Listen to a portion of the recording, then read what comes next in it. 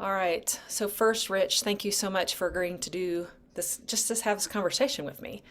We're going to Well, be, happy to do so, Renee. It's always nice to see you. Unfortunately, it's too much Zoom and not in person. and no kidding, no kidding. It was great to see you at the Global Wellness Summit this year. Yes. That was so wonderful to finally be in person after a number of years of not doing so.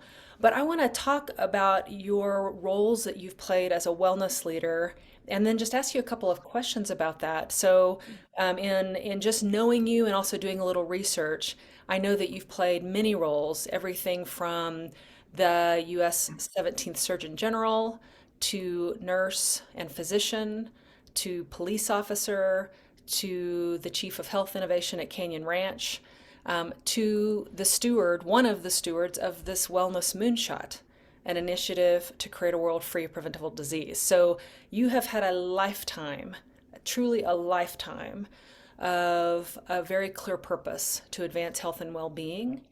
And I'm curious in all of those leadership roles, as you think about that over time, what are the qualities and skills do you feel like have made you most effective as a wellness leader? Well, I would say first would be acceptance. And I'll tell you what I mean by that. Um, as you said, I've had a lot of jobs in my life, and most of them as a first responder and or in the health sector. But my initial training as a registered nurse, paramedic, and then ultimately to medical school, and I became a trauma surgeon, critical care doc, and my job was putting back people back together after they were shot, stabbed, sick, came in with a stroke, whatever. Doing acute interventions. But over time, I started to realize that I was making a very good living, but most of the things I was doing to save lives was because people had made poor behavioral choices. Hmm. Okay, either on that day or their whole life, that they became sedentary, ate the wrong food. Hence, I started pivoting from more of the acute care, where the press was always interested in the latest gunshot wound and the explosion and the people we saved, which were important.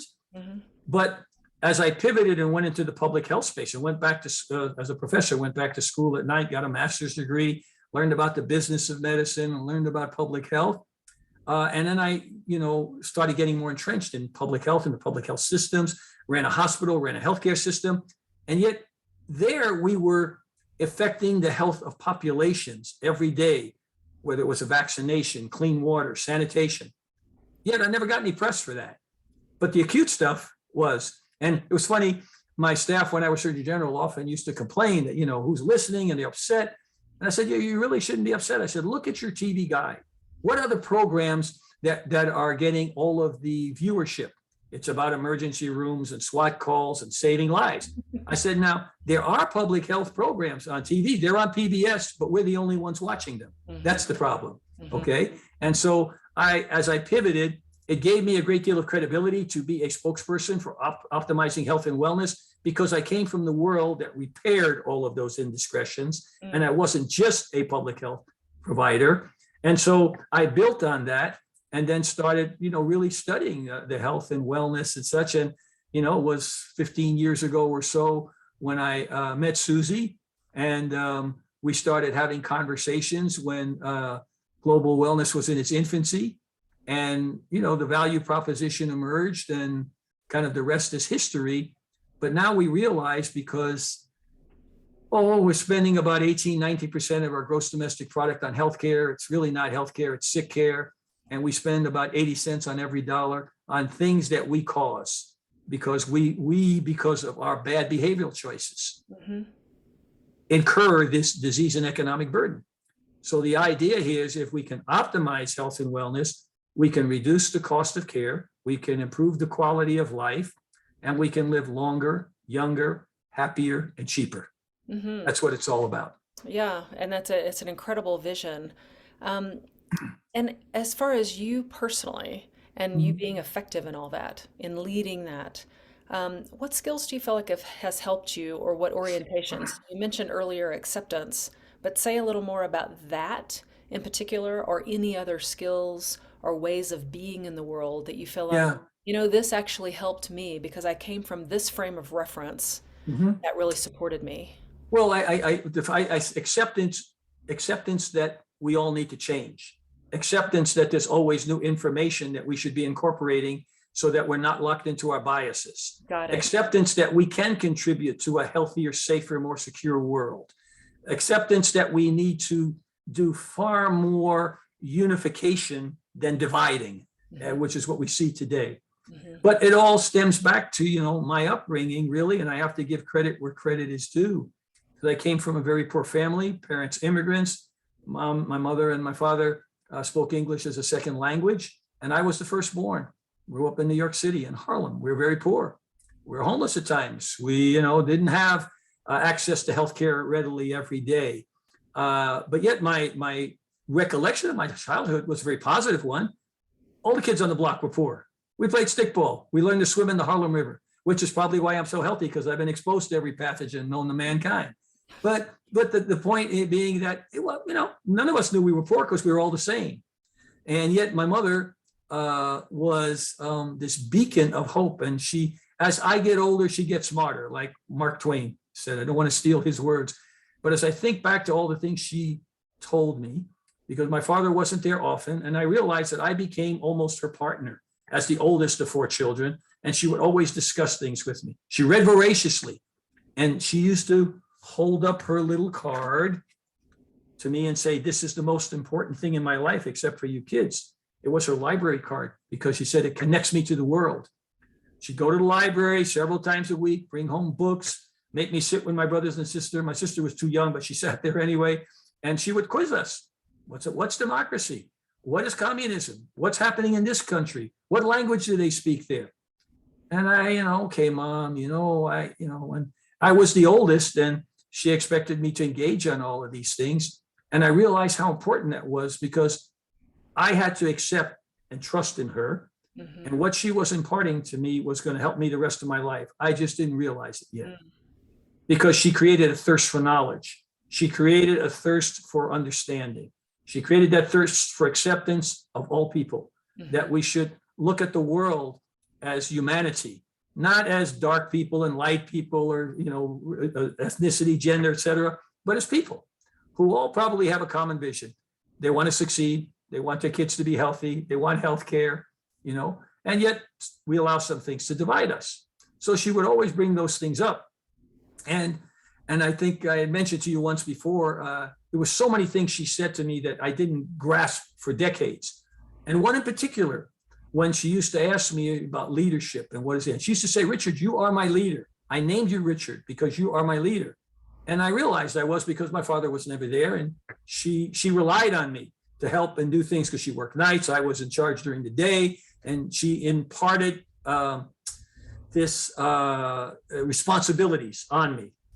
And when we started speaking about leadership and the difference between men and women, far before any of these books came out, this is in the 60s, about men and women and Mars and Venus and estrogen and testosterone.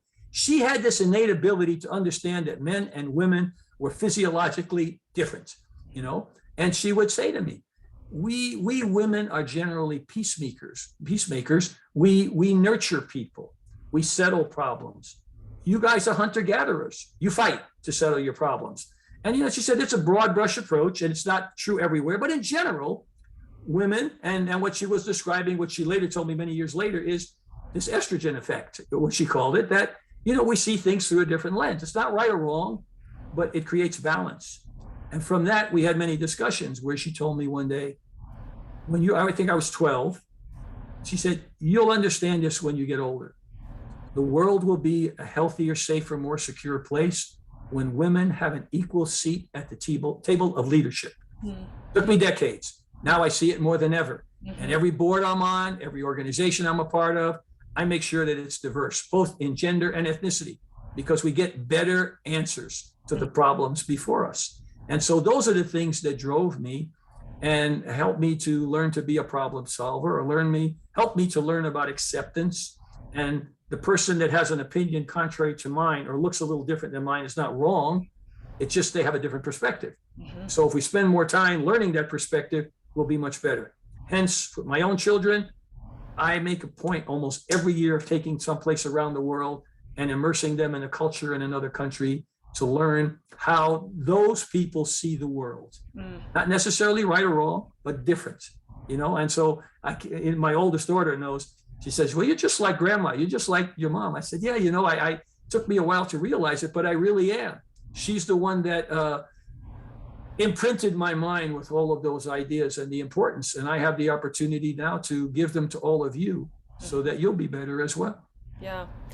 You've told me some of those stories, but not all of those stories about your mother. And what I got early on in just talking with you, but definitely am getting today, is how important she was in shaping Yes. who you are and how you show up as a leader. And when we talk about this monthly topic that the Wellness Moonshot each month has a topic, Yes. and this topic for this month is accept. When we talk about that particular word, accept, it seems like just her way of being and her exposing you to so much of life, cultural diversity, people diversity, thought diversity, different points of view, that fundamental to that was how can you be more accepting and inclusive? Yes.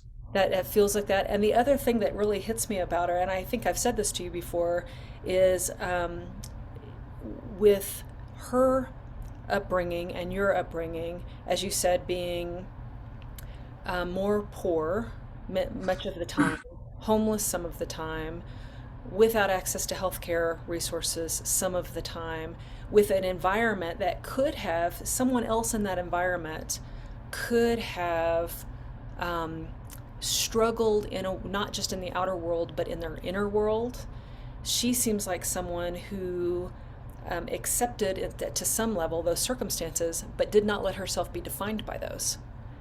And to And I me, think you're right. You know, Renee, I think you're right. And I have to give you the credit for saying that because I never thought of it that way. But in our conversation today, when you said that, I realized that as poor as we were and as little as we had, she was always very proud and dignified. yeah. And she always spoke, you know, she could have been the queen of something. I mean, it was just, she just had that way about her that she would never be put down. And she always used to say to me, Richard, you know, you're my leader. You don't have to live like this. You need to get an education, and education will set you free. Hmm. She said, they can never take that education away from you. You can do great things with education. And, you know, she imparted that thirst for knowledge, the thirst for do better, the understanding that we all have a responsibility to each other in society to do good things to help us all. And so, you know, it's interesting. And I even think of my grandmother who never spoke English the same way. She was a seamstress, didn't have much, but always very dignified.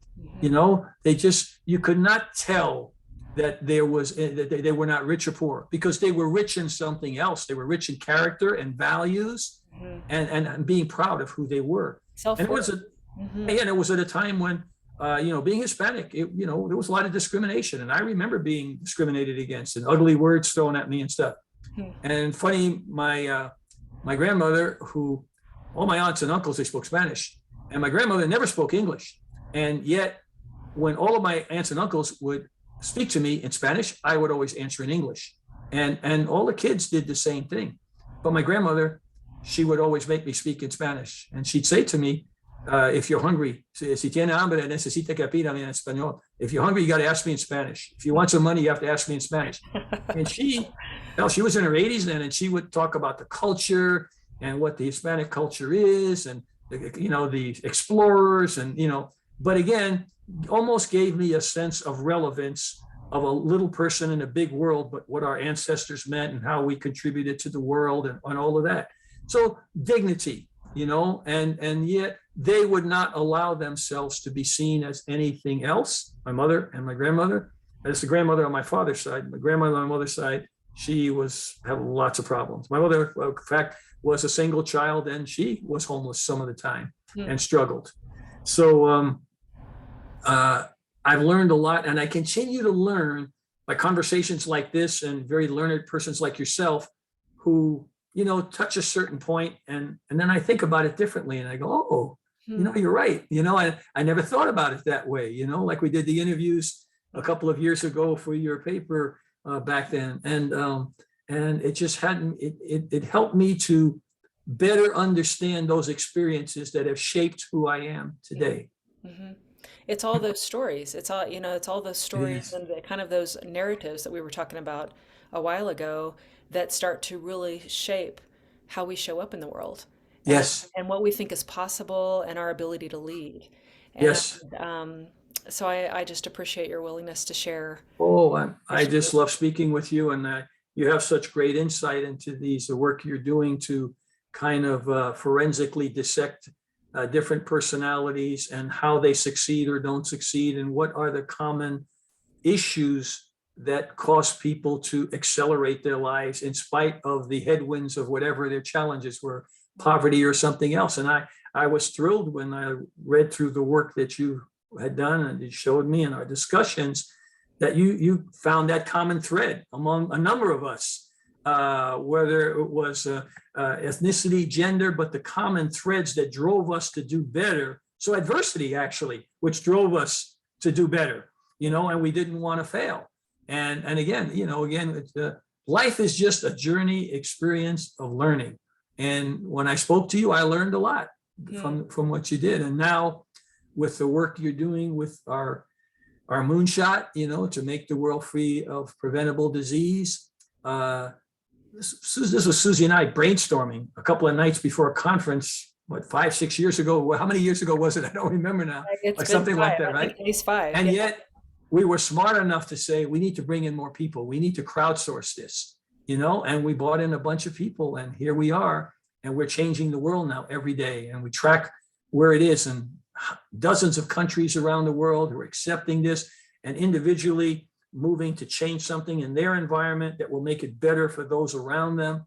So, I think it's something we can all be very proud of, I that do too. that we really are doing something that is socially needed, bringing people together, helping them solve problems, improving their health status, putting on a journey to optimizing health and wellness, and with that, you can even be better prepared to take on the world and make changes.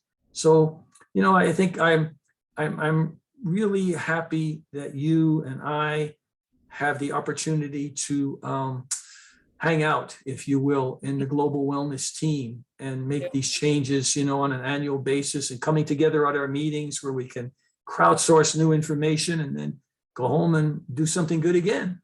Yeah, I have a big sense that it's like an outside job. It's the external world, it's policy, it's practices, it's infrastructure, it's institutions, it's looking at health inequities, it's all that. And it's also equally as much an inside job, Yes. helping people Yeah, tap into their it innate is. capacity to We thrive. are, I think at Global Wellness, we are kind of the ultimate crowdsourcers, of information, because we have members from all over the world. What do we have? 50, 60 countries. Our Yeah. members come. And so you get that diverse view. And everybody's equal at the table. We filter at that information and we come out with a product that probably is better than anybody expected, Hmm. because we're taking into account the diversity that makes us as strong as we are, but also recognize that it still divides us at times, that the paradox of diversity, that it's so powerful making us better, but we allow it to divide us at times, and that's a bad thing. Well, we've got a forum to support the world in working through that, to Yes. creating more inclusive Mhm. paths. So Yep. thank you, Richard. I really appreciate it, Rich. Just I called you Richard. That's what your mother called you. I just realized I just called you Richard. She did. She did. Thank She hardly. I think when she was mad, she called me Richie. But usually, when she was addressing me in her dignified way, it was Richard. Sit Richard. down. We have to speak. Well, I appreciate the time, and I love our conversations always, and I look forward to the next one.